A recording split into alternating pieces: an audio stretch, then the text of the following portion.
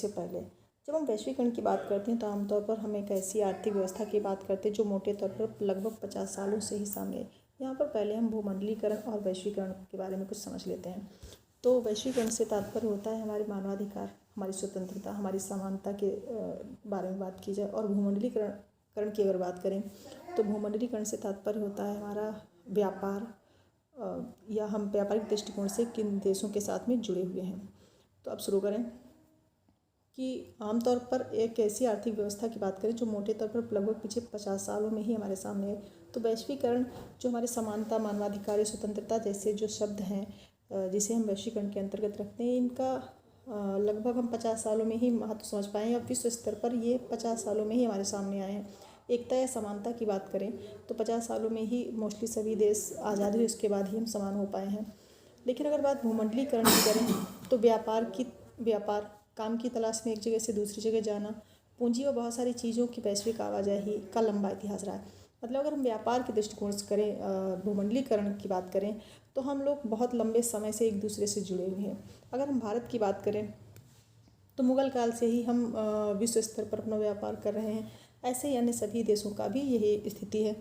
आज जब हम अपने जीवन में वैश्विक आपसी संपर्कों के बारे में सोचते हैं तो उन युगों के बारे में भी जानना चाहिए जिनसे गुजरते हमारी यह दुनिया ऐसी बनी है। जैसे ही बात करते हैं अगर कि जो वैश्विक स्थिति है या हमारे आपसी संपर्क है, तो इससे पहले भी हमारी दुनिया कुछ इसी प्रकार की रही होगी जैसे कि हमने चर्चा की है।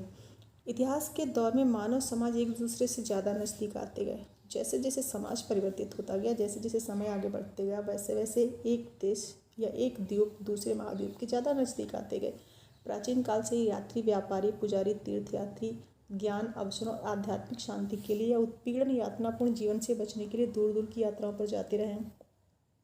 तो अगर हम अपना इतिहास खंगालते हैं तो हम देख रहे हैं कि प्राचीन काल से ही, चाहे समय की बात करें, वो चाहे अशोक का समय हो, चाहे आज का युग हो, उस समय से हम हमारे जो यात्री हैं, व्यापारी हैं, पुजारी हैं, या जो आध्यात्मिक शांति के लिए इधर से उधर जाने वाले लोग हैं, आते जाते रहे हैं, दूर दूर की यात्राओं पे गए। उस समय उतने संसाधन बेहतर नहीं थे तो लोग पैदल यात्रा कर लिया करते थे। आज संसाधन बेहतर हैं तो हम संसाधनों का इस्तेमाल करके एक स्थान से दूसरे स्थान जाते हैं। अपनी यात्राओं में ये लोग तरह तरह की चीज़ें, पैसा, मूल्य, मान्यताएं, हुनर, विचार, आविष्कार, यहाँ तक कि कीटाणु और बीमारियां भी साथ लेकर चलते रहे।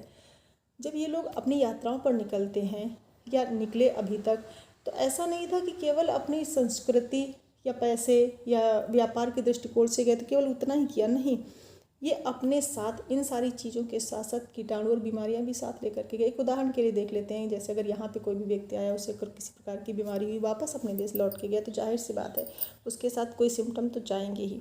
और जाने का मतलब है अगर वो व्यक्ति इन बीमारियों के साथ लड़ने की क्षमता रखता होगा तो ठीक हो जाएगा, अगर नहीं लड़ने की क्षमता रखता होगा तो वो चीज़ें प्रसारित होती रहती हैं। 3000 ईसा पूर्व में समुद्री तटों पर होने वाले व्यापार के माध्यम से सिंधु घाटी सभ्यता उस इलाके से भी जुड़ी थी जिसे आज हम पश्चिमी एशिया के नाम से भी जानते हैं। 1000 साल से भी ज़्यादा समय से मालदीव के समुद्र में पाई जाने वाली कोड़ियों, जिन्हें पैसा या मुद्रा के रूप में इस्तेमाल किया जाता था, चीन और पूर्वी अफ्रीका तक पहुंचती रहीं। एक समय की बात करें, यहाँ पे समय दे 1000 साल पहले से भी, मतलब 1000 साल से भी ज़्यादा समय हो गया है, तो हमारे देश में पैसे के स्थान पर कौड़ियों का इस्तेमाल किया जाता था। ठीक है, तो ये जो कौड़ियाँ थीं मालदीव के समुद्र में पाई जाती थी और इनका प्रचार या इनका जो प्रसार था, इनका जो विस्तार था, पूर्वी अफ्रीका तक पहुंच रहा। क्यों ऐसा होते रहा? क्योंकि जब हमारे देश के लोग दूसरे देशों में व्यापार करने गए तो उन चीज़ों को भी लेकर के गए जिनकी उन्हें आवश्यकता थी। तो यहाँ पे बात हो रही थी कि 1000 साल से भी ज़्यादा समय से मालदीव के समुद्र में पाई जाने वाली कोड़ियाँ, जिन्हें पैसे या मुद्रा के रूप में इस्तेमाल किया जाता था, तो जो हमारे देश में मालदीव के समुद्र में जो कोड़ियाँ पाई जाती थी, उनका दूसरे देशों में भी विस्तार हुआ। विस्तार किस प्रकार हुआ? जब हमारे यहाँ के जो व्यापारी थे जब दूसरे देशों को गए तो मुद्रा के लिए वो कौड़ियों का ही इस्तेमाल करते थे। जब यहाँ से गए तो वो अपने यहाँ जो हमारे यहाँ चीज़ें यूज करी जाती हैं वो उन्हें लेकर के गए। बीमारी फैलाने वाले कीटाणुओं का दूर दूर तक पहुँचने का इतिहास भी 7वीं सदी तक ढूंढा जा सकता है। मतलब 7वीं सदी तक लोगों के साथ साथ बीमारियों के कीटाणु भी जाते रहे। 13वीं सदी के बाद तो इनके प्रसार को निश्चित तौर पर साफ तौर पर देखा जा सकता है। अब हम बात करेंगे रेशम मार्ग। रेशम मार्ग सिल्क रूट से जुड़ती दुनिया। ये हम भूमंडलीकरण पढ़ेंगे तो इसके अंतर्गत हम बहुत सारे तथ्यों पर विचार करेंगे। बहुत सारे इसमें टॉपिक आपके दिए हुए हैं। आधुनिक काल से पहले के युग में दुनिया के दूर दूर स्थित भागों के बीच व्यापारिक और सांस्कृतिक संपर्कों का सबसे जीवंत उदाहरण सिल्क मार्गों के रूप में दिखाई देता है। तो आधुनिक काल से पहले मतलब अभी का जो समय चल रहा है, इससे पहले जो लोग एक दूसरे देशों को जाया करते थे, इसके लिए कोई मार्ग, इसके लिए कोई रास्ता तो रह रहा होगा। तो ये रास्ता था सिल्क मार्ग या रेशम मार्ग जिसको कहा गया। इस मार्ग से पश्चिम को भेजे जाने वाले चीनी रेशम का कितना महत्व था, क्योंकि जब इस मार्ग को शुरू किया गया था तो इसका उद्देश्य सिर्फ रेशम का ही व्यापार था। लेकिन जब हम व्यापार कर रहे हैं तो रेशम का व्यापार करेंगे और दूसरे व्यापार के लिए क्या हम दूसरे मार्ग खोजेंगे? ऐसा तो नहीं हो सकता है। तो क्या हुआ, धीरे धीरे इन्हीं मार्गों के द्वारा हमने और भी चीज़ों का व्यापार किया। ये क्या था, जमीन या समुद्र से होकर गुजरने वाले रास्ते न केवल एशिया के विशाल क्षेत्रों को एक दूसरे से जोड़ने का काम करते थे, बल्कि एशिया को यूरोप और उत्तरी अफ्रीका से भी जोड़ते थे। ऐसा नहीं था कि ये रेशम मार्ग केवल एशिया में ही फैला हुआ था या उतने क्षेत्र में ही आना जाना था। ये रेशम मार्ग एशिया को यूरोप और उत्तरी अफ्रीका से भी जोड़ रहे थे। ऐसे मार्ग ईसा पूर्व के समय में ही सामने आ चुके थे और लगभग 15वीं शताब्दी तक अस्तित्व में भी रहे। इसी रास्ते से चीनी पहुंची जाती थी और इसी रास्ते से भारत व दक्षिण पूर्व एशिया के कपड़े, मसाले व दुनिया भर के दूसरे भागों में पहुंचा करते थे। वापसी में सोने चांदी जैसी कीमती धातुएं यूरोप से एशिया पहुंचा करती थी। क्या था ये रेशम मार्ग? तो हमने पहले बताया कि इसकी शुरुआत सिर्फ रेशम के व्यापार के लिए हुई थी, लेकिन जैसे जैसे इस मार्ग का महत्व बढ़ता गया वैसे वैसे ये संकरे रास्ते हुआ करते थे, जिनसे आसानी से जो हमारे व्यापारी थे दूसरे स्थान, जैसे ना शॉर्टकट होता है, तो इस तरह के ये मार्ग हुआ करते थे जिससे आसानी से हम एक स्थान से दूसरे स्थान पहुंचा करते थे। तो स्थल मार्ग शॉर्टकट होते थे। और रही बात तो जल मार्ग की, तो जल मार्ग तो जो रूट था वही हुआ करता था, लेकिन जल मार्ग के द्वारा ये अन्य चीज़ों का भी व्यापार कर लिया करते थे। अगर हम चीन से आने वाली चीनी पॉटरी का इस्तेमाल कर पा रहे थे तो वो भी भूमंडलीकरण ही था, और अगर हमारे देश के मसालों का कोई इस्तेमाल कर पा रहा था तो वो भी भूमंडलीकरण था। और रास्ता कौन सा था? रेशम मार्ग। इसके अलावा व्यापार और सांस्कृतिक आदान प्रदान दोनों प्रक्रियाएं साथ साथ चलती थी। अगर हम व्यापार करने जाएंगे तो जाहिर सी बात है, जब हम व्यापार करने के पर्पज से किसी देश में जाएंगे तो अपना रहन सहन, अपना पहनावा, अपना खान पान सब कुछ लेकर के जाएंगे। ऐसे तो है नहीं कि हम अपना खान पान सब कुछ यहाँ छोड़ करके जाएंगे।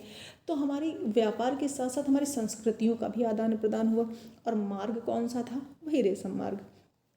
शुरुआती काल के ईसाई मिशनरी निश्चय ही इसी मार्ग से एशिया में आते होंगे। कुछ सदी बाद मुस्लिम धर्मोपदेशक भी इसी रास्ते से दुनिया में फैले। इससे भी बहुत पहले पूर्वी भारत में उपजा बौद्ध धर्म सिल्क मार्ग की विविध शाखाओं से ही कई दिशाओं में फैल चुका था। तो समझते हैं, यहाँ पे बताया गया कि सांस्कृतिक आदान प्रदान, हमने आपको बताया कि जब व्यापारी जाया करते थे तो अपने साथ में अपना खान पान, रहन सहन सब कुछ लेकर के जाते थे।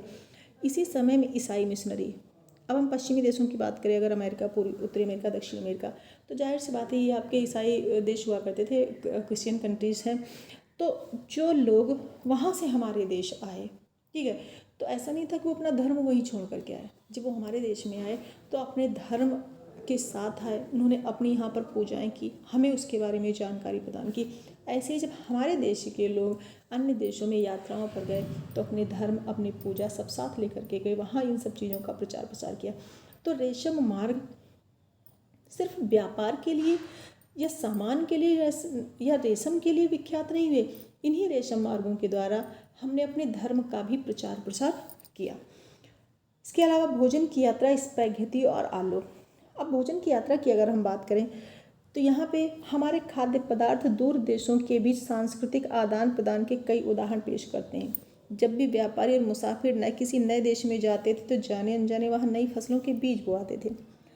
इस बात से क्या मतलब है? क्या हम जब किसी दूसरे देश में जाते हैं तो बीज बोने जाते हैं? इसको इस तरह से समझेंगे कि हमारे खाद्य पदार्थ, जिन चीज़ों को हम खाते हैं, ये कैसे, हमने बताया जब हम व्यापार करने के उद्देश्य से किसी दूसरे देश में जाएंगे तो जाहिर सी बात है अपना खान पान, रहन सहन सब कुछ लेकर के जाएंगे। भाई हम दूसरे देश व्यापार के लिए जाएंगे तो इतना सामान खाने पीने वाला लेकर के जाएंगे कि हमारा कुछ भी काम नहीं करें, हमें किसी दूसरे पर निर्भर नहीं होना पड़े। तो इसी तरह से हमारे खाद्य पदार्थ भी दूसरे देशों में पहुंच गए, या हम अपने साथ में कुछ ऐसा लेकर के गए जैसे हम कच्चे अनाज के रूप में किसी चीज़ को लेकर गए, मान लिया हमने चने लेकर के गए, मान लिया हम अपना कोई फल लेकर के, आम लेकर के गए, तो जाहिर सी बात है जिस स्थान पर जाएंगे उसके बीज वहीं पर छूट जाएंगे। जब उसे उसके अनुसार वातावरण मिलेगा तो वो उगेगा तो जाहिर सी बात है उसमें कुछ न कुछ फल आएगा, फूल आएगा, कुछ तो आएगा। तो इस तरह से हमारे जो खाद्य पदार्थ हैं वो एक देश से दूसरे देश पहुंच गए। विभिन्न भागों में मिलने वाले झटपट तैयार होने वाले खाद्य पदार्थों के भी साझा स्रोत रहे होंगे। जाहिर सी बात है जब हम अनाज के साझा स्रोत हैं तो हमारे जो ये फास्ट फूड है उनके साझा स्रोत क्यों नहीं होंगे। जैसे आपका मैगी है, जैसे आपका पास्ता है, जैसे आपके नूडल्स हैं, इनके भी साझा स्रोत हैं। माना जाता है कि नूडल्स चीन से पश्चिम में पहुँचे और वहीं से स्पैघेटी का जन्म। ये स्पैघेटी से तात्पर्य यहाँ पे हम पास्ता से लगाएंगे, जो कि नूडल्स से, जिस चीज़ से नूडल बनते हैं उसी चीज़ से ये स्पैघेटी या पास्ता भी बनता है। अब मान लिया कि इस नूडल्स लेकर के गए और उसी मटेरियल से उन्होंने उसका दूसरा शेप बना लिया जिसे कहा गया पास्ता। तो हम कैसे मान लें कि इस पास्ता का जन्म किस देश में हुआ। आप कैसे कह सकते हैं इस पास्ता का जन्म इटली में हुआ, इस पास्ता का जन्म चीन में हुआ, या इस पास्ता का जन्म पश्चिमी देशों में हुआ। तो इस तरह से इसके साझा स्रोत हैं। धीरे धीरे चीज़ें परिवर्तित होती गई, नाम बदलते गए, रूप बदलता गया और हमें एक नई चीज़ का वहाँ पर खाने के पर्पज से प्राप्त हुआ। फिर भी इन अनुमानों के आधार पर इतना जरूर कहा जा सकता है आधुनिक काल से पहले भी दूर देशों के बीच सांस्कृतिक लेन देन रहा होगा। तो इस बात को हम सब मानते हैं कि दूर देशों के बीच सांस्कृतिक लेन देन तो लगातार चलते ही रहा था। आलू, सोया, मूंगफली, मक्का, टमाटर, मिर्च, शकरकंद, ऐसे बहुत सारे दूसरे खाद्य पदार्थ लगभग 500 साल पहले हमारे पूर्वजों के पास नहीं थे। तो हम मान कर चलें कि जिन बहुत सारी चीज़ों को हम ग्रहण करते हैं या खाते पीते हैं वो बहुत सारी चीज़ें 500 साल पहले हमारे पूर्वजों के पास नहीं थी। तो कहाँ से ये सब चीज़ें आई। ये खाद्य पदार्थ यूरोप और एशिया में तब पहुँचे जब क्रिस्टोफर कोलंबस गलती से उन अज्ञात महाद्वीपों में पहुँच गया जिन्हें बाद में अमेरिका के नाम से जाना जाने लगा। क्या हुआ, ये सारी चीज़ें हमारे यहाँ के मुख्य भोजन नहीं हुआ करते थे। ये सारी चीज़ें अमेरिकी देशों के मुख्य भोजन हुआ करते थे, वहाँ पर इनका उत्पादन हुआ करता था। और कोलंबस नाम का जो यात्री था गलती से जब अमेरिका पहुँच गया तो जाहिर सी बात है जब एक व्यक्ति अमेरिका पहुँच गया तो हम भी पहुँच गए। वहीं से इन सारी चीज़ों का यहाँ से वहाँ आना जाना हुआ या इन खाद्य पदार्थों की यात्रा शुरू हुई। अगर हम अमेरिका की बात करें तो उत्तरी अमेरिका, दक्षिण अमेरिका और कैरिबियाई द्वीप समूह सभी की बात करते हैं। दरअसल हमारे बहुत सारे खाद्य पदार्थ अमेरिका के मूल निवासी यानी अमेरिकन इंडियनों से हमारे पास आए हैं। तो बात अगर हम ये मानकर चलें कि आलू, सोया, मक्का, ये बहुत सारी चीज़ें जो हैं ये हमारे यहाँ इसकी जड़ें नहीं हैं, इसके मूल उत्पादक हम नहीं हैं, बल्कि कौन है, अमेरिका है।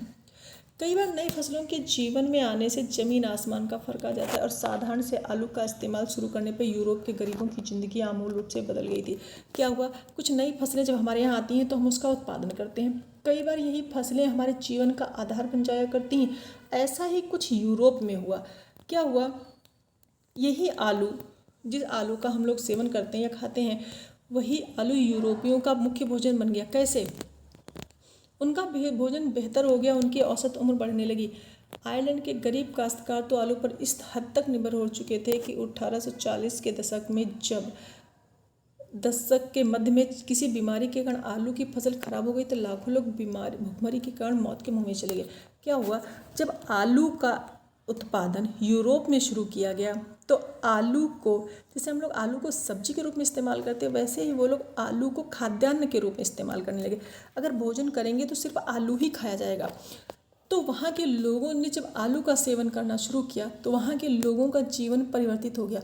मतलब जो लोग भूख से परेशान थके हुआ करते थे उन लोगों का जीवन परिवर्तित हो गया और वो लोग अधिक उम्र जीने लगे, उनका भोजन बेहतर हो गया। यहाँ तक कि इतनी निर्भरता हो गई कि 1840 के दशक में जब आलू को कोई रोग लग गया, जैसे खेतों में नहीं आलू को चेचक या बहुत सारे रोग हुआ करते हैं, तो जब आलू को कोई रोग लग गया जिसके कारण आलू की फसल खराब हो गई तो यहाँ पर लाखों लोग, लगभग 10 लाख लोग भूखमरी के कारण मौत के मुंह में चले गए। तो इस प्रकार से कुछ जो भोजन है हमारा कुछ इस प्रकार से हमें प्रभावित करता है। तो ये वीडियो हम यहीं पे रोक रहे हैं और इसके आगे के भाग के साथ हम आपके सामने फिर से उपस्थित होंगे। पढ़ते रहिए और अपनी परीक्षाओं में अच्छे अंक हासिल कीजिए। Thank you.